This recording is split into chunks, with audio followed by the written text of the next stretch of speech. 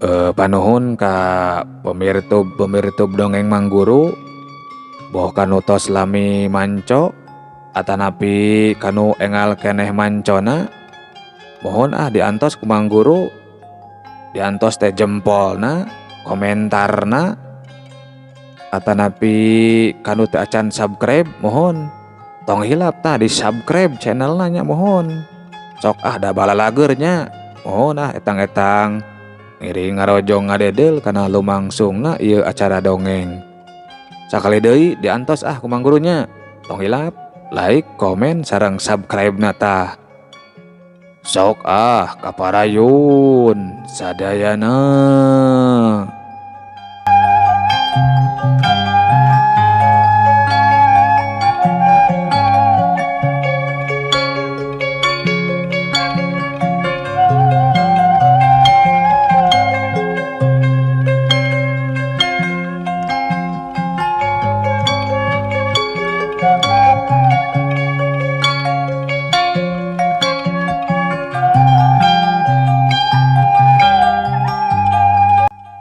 Mitra kaum dangu, beurang geus amitan kasilih ku wanci peuting anu geus sasari bagilir marengan kahirupan manusia jeung makhluk-makhluk sejen anu kumelendang di alam rame. Nya di judulan alam rame ieu dunya teh saluyu jeung kayanana anu kacidaramena. Salah-salah sahijina nyokot tina rengkak paripolah manusia anu rea pisan kamonesanana. Aya anu lungguh timpu, aya anu songong borongongong, aya anu hade, aya anu leuwih hade, aya anu kurang hade, aya anu panghadena, boh dina rupa, pangkat, anapun kalakuanana. Jalan kahirupanana oge geus rupa-rupa, aya anu buburuh macul, aya anu jadi dokter, aya anu dagang, aya anu ngarampog, aya anu ngajual diri, aya anu nipu, aya anu jadi pajabat pamarentah. Beuh lamun ditataan kabeh mah moal kapapai kabeh. Karek anu aya di sakurilingeun urang oge eta kabeh samata-mata mangrupikeun salah sawios bukti nya, bukti nyata kabeungharan sareng kakawasaan mantenna.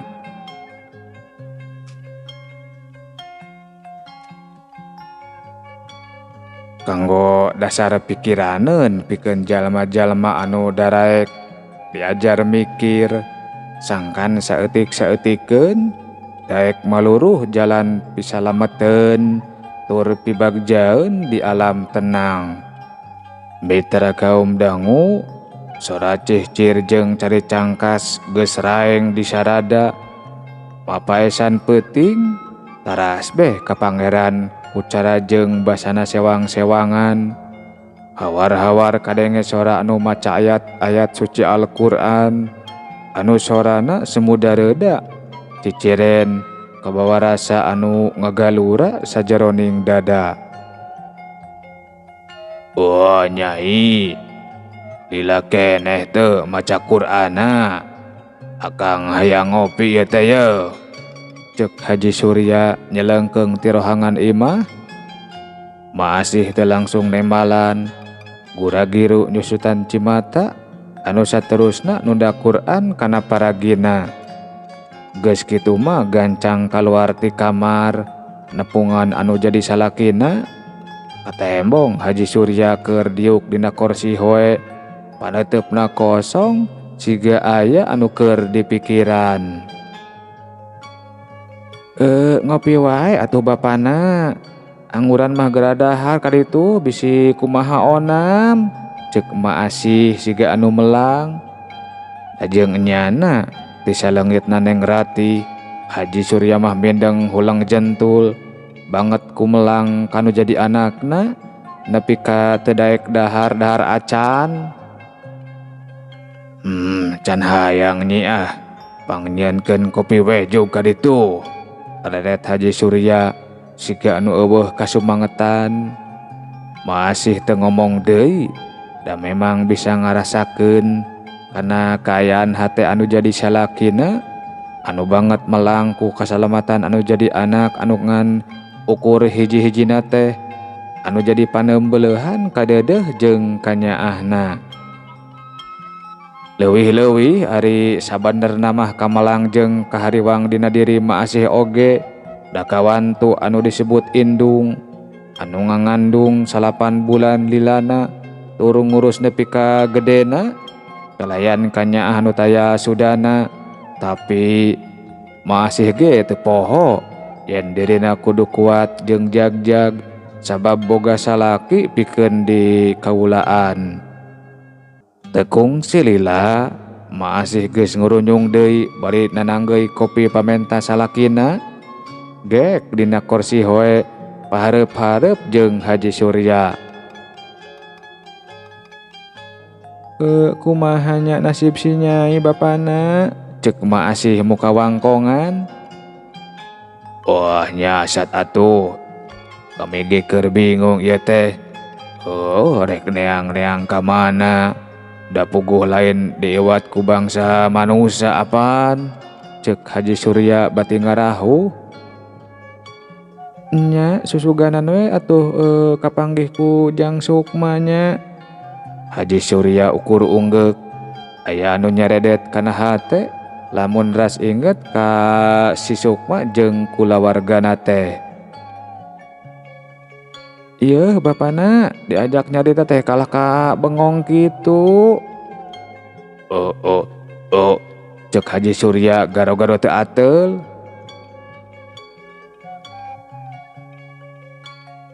Bapana ieu nanaonan di pangsolatan teh ngagantungkeun gobang jeung tergo sagala.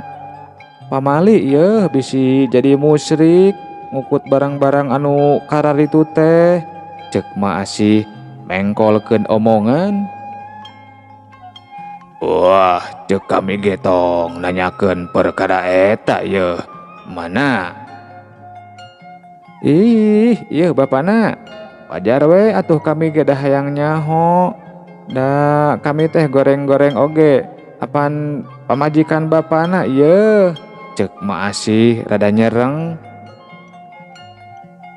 Kieu ieu teh Nyai. Kami mah ngagantungkeun gobang jeung tergos di pangsalatan teh. Lain keur musyrik.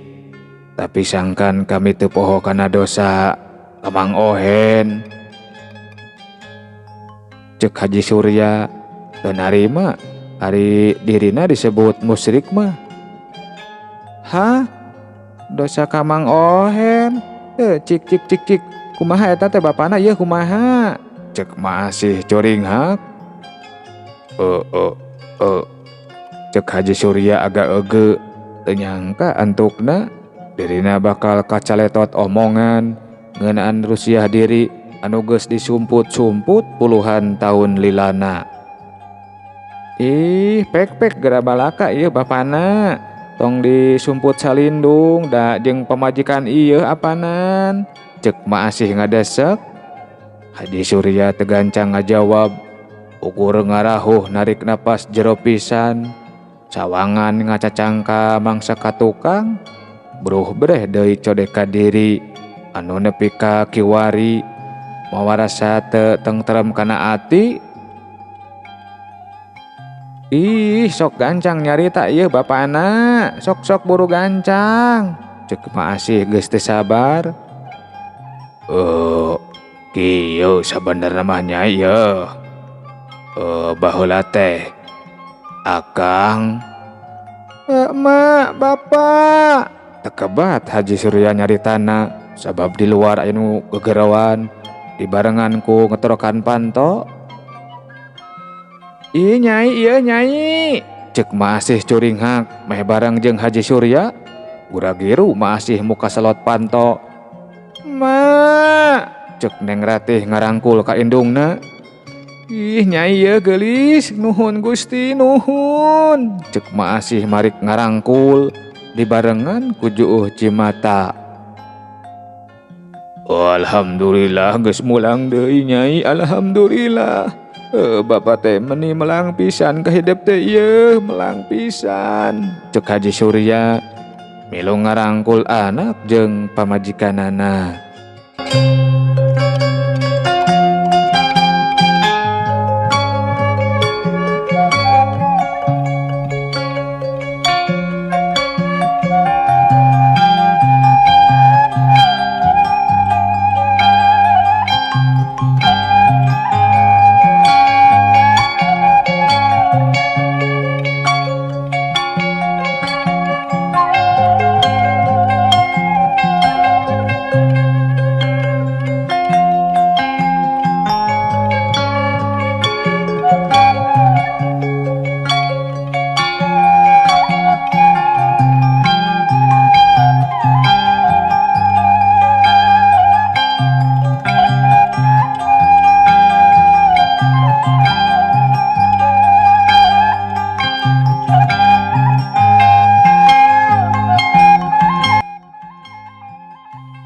Mitra kaum dangu sanggeus aya kana sawatara lilana dek sararea dariuk dina kursi hoe. Ari Nyai balik jeung saha ieu teh? Geuningan ukur sorangan ieu Nyai. Ceuk maasih kituna teh bade nyusutan cimata ku tonggong leungeunna.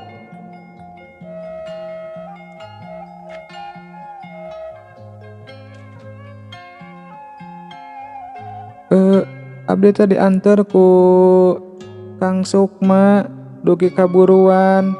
Abdi disalamatkeun deui ku Kang Sukma.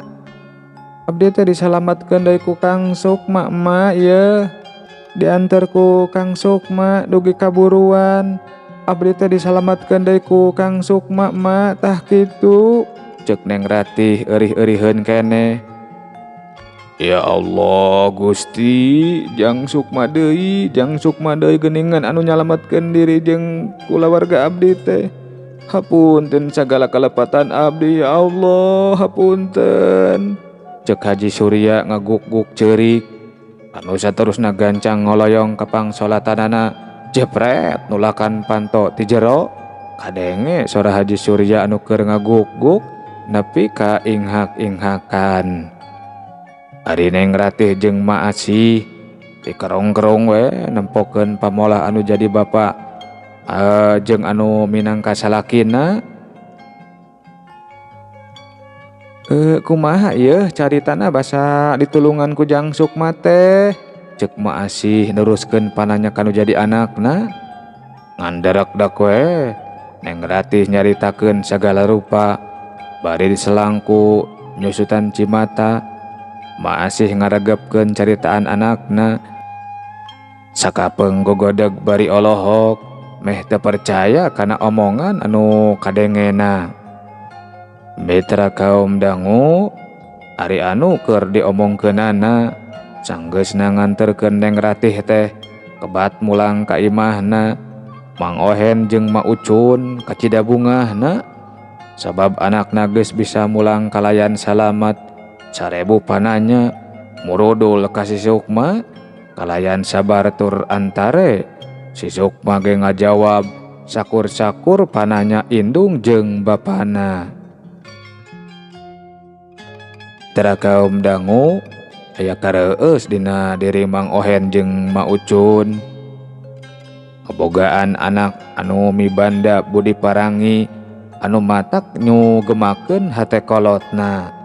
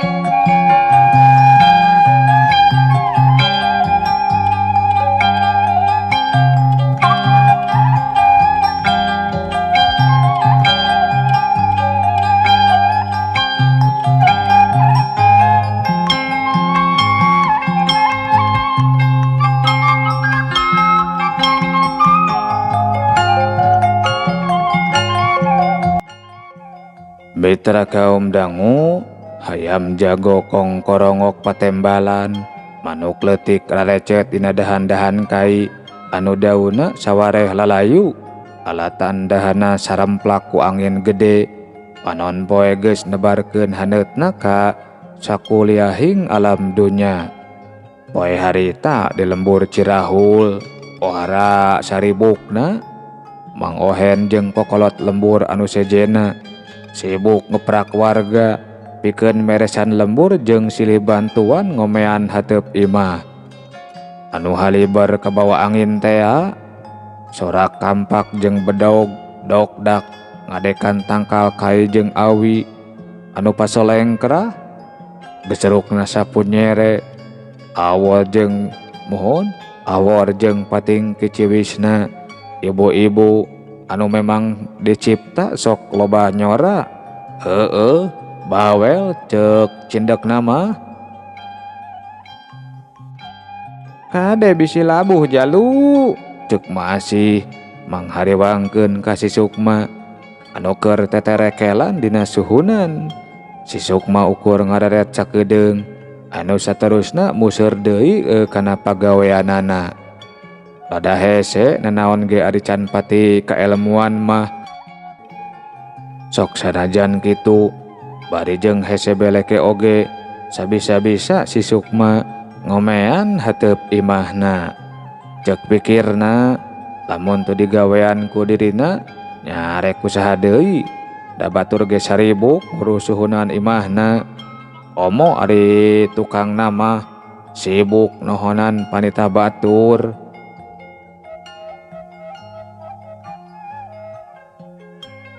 Komo ari tukang nama sibuk nohonan panitah batu. Nuju naon Aden? Aya suara gegireun si Sukma. Gening aeh gening mamang mani rewas doh. Cek si Sukma rada ngagebeg. Areret ka jirim anu keur diuk dina suhunan anu taya lian ti Kipatih Ucai. Karunya teuing dugi ka raraksa kieu ieu lembur. Mamang amit heula Adennya. Ari mamang nembe mah. Mitra kaum dangu teu mustung si Sukma nyaritana sabab Patih Ucai geus ngiles di tempatna. Bari si Sukma ukur gogodeg bari terus neruskeun hanca gawena. Ngaropi heula yeuh ngaropi. Kadenge Mang Ohen nyalukan warga bari gugupay. Kadaharan kaayaan ranginang opak nye patumpuk-tumpuk sababaraha nyiru. Kolak waluh gede ajagrag sababaraha panci geus puguh ari cikopi mah tara tinggaleun. Itu ilaharna di pilemburan mah padaek-daek silih taringakeun silih tulungan. Warga ngagimbung ngariung opieun dibarengan ku adu renyom jeung pada baturna. Sakapeung cecalak katakan lir anu lain keur dina kaayaan menang kasusah. Si Sukma sarua turun heula nunda hancana ngahargaan warga milu ngariung ngaropi heula. Mitra kaum dangu keur anteng ngawangkong bari bala kecerakan. Siut, kalayang. Injuk jeung awi haliber sorangan anu keur ngaropi kabeh ngarenjag bari pating polohok nempo eta kajadian. Eueuh angin badag tapi injuk jeung awi nepi ka haliber. Pikeun warga anu teu bisa narempo kitu soteh dari si Sukma jeung Mang Ohen mah narempoeun mang ratus-ratus bangsa jin ngarakutan injuk jeung awi ka eta lembur. Lah aya naon ieu teh? Cek Mang Ohen nyampeurkeun bangsa jin anu keur narunda injuk jeung awi di palataran anu rada negla. Cileug Patih Ucai ujug-ujug aya di hareupeun Mang Ohen. Ampun Mamang, sanes maksad abdi ngagenjeleungkeun ieu lembur. Nanging abdi sapara kanca Kapapancenanku Kangjeng Raja kanggo ngabantosan meresan ieu lembur. Boh ngomean bumi anu raraksak, anapun meresan tangkal anu palsel engkrah. Janten mamang saya namah engal wartosan warga. Sina caricing we mang. Nya sina caricing we mang. Keun memeres lembur mah. Janten urusan abdi sapara kanca tah kitu. Cek Patih Ucai. Jadi sopan ari geus nganyahwankeun Mang Ohen bapana mohon ari geus nganyahwankeun yen Mang Ohen teh bapana si Sukma. Oh nuhun atuh ari kitu mah. Kuring rek sagancang na ngabejaan warga. Patih Ucai ukur unggut-unggutan. Geus kitu mah gancang Mang Ohen bejaan warga kana perkara anu sabenerna. Warga pating polohok setengah teu percaya kana omongan Mang Ohen. Ya sok we lah sing jarang jon ngaropi ayeuna mah. Cek Mang Ohen. Kituna teh bari ngajewang cangkir. Siu nyiu kolek waluh gede. Siu nyiu kolek waluh gede. Betra kaum dangu, warga Cirahul saruka bungah bala kecerakan.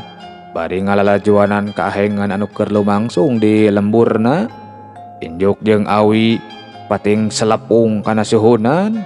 Kai-kai anu pating mohon, kai-kai anu pasolengkrah ngaleser sorangan. Malah sawareh parotong ku sorangan anu saterusna patumpuk-tumpuk keur pisuluheun. Tekung sirila ngobrol deui ratusan jintik kerajaan Batureyod anu maksudna sarua kapapancenan meresan lembur Cirahul.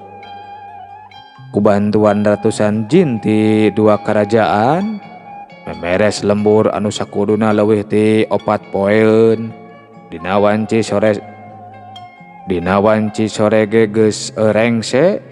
Suhunan anu raruksak geus warweg deui. Jalan-jalan geus lalenglang siga bihari.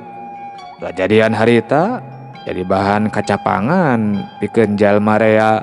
Timbul kareueus ka Mang Ohen anu wawuh jeung bangsa jin anu geus ngabantuan memeres lembur.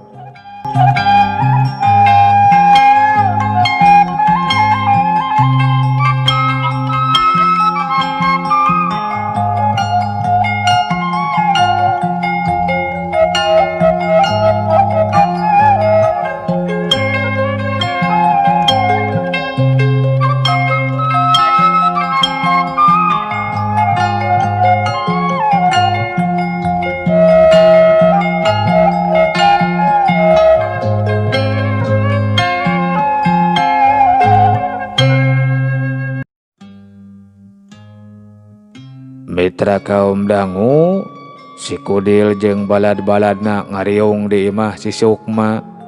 Bari cacaleuhakan barang dahar. Ari wangkungan mah teu leupas tina kajadian aheng di eta lembur dina mangsa beurangna. Hebat si Amang oi, bisa marentah bangsa jin. Uing hayang ilmu anu kitu atuh Mang. Hayang boga anak buah bangsa jin lah. Mun hayang nanaon teh gampang sigana Mang oi, gampang. Oh, gampang sigana Mang lah. Cek si Kudil ngareret ka Mang Ohen. Hus, lain itah atuh. Tuh, menta-menta pitulung. Heueuh maksud teh. Tuh menta-menta pitulung acan ari kami mah. Eta mah kahayang maranehna we. Karunyaeun meureun ka Mamang. Cek Mang Ohen ngagebes.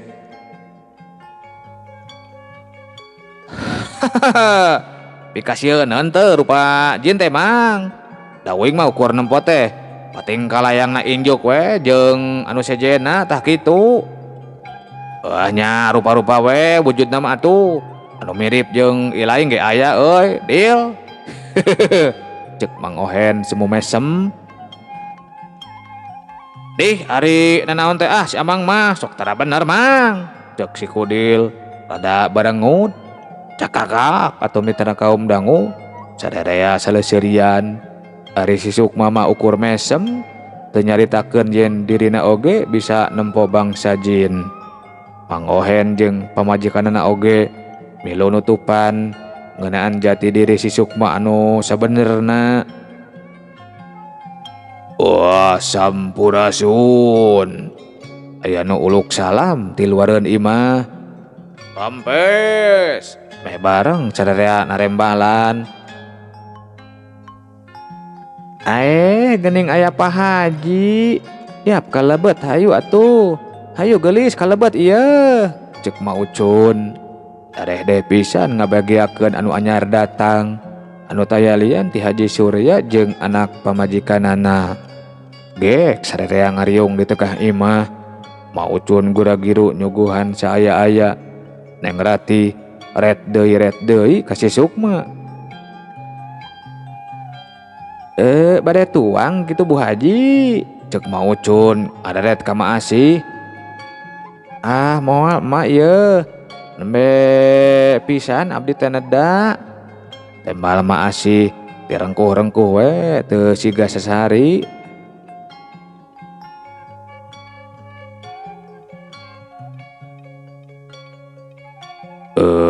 Maksud abdi ka dieu aya hal anu bade dicarioskeun ka Mamang kalih ka emak. Tah kitu Mamang oge emak. Ceuk Haji Surya ngamimitian buka carita.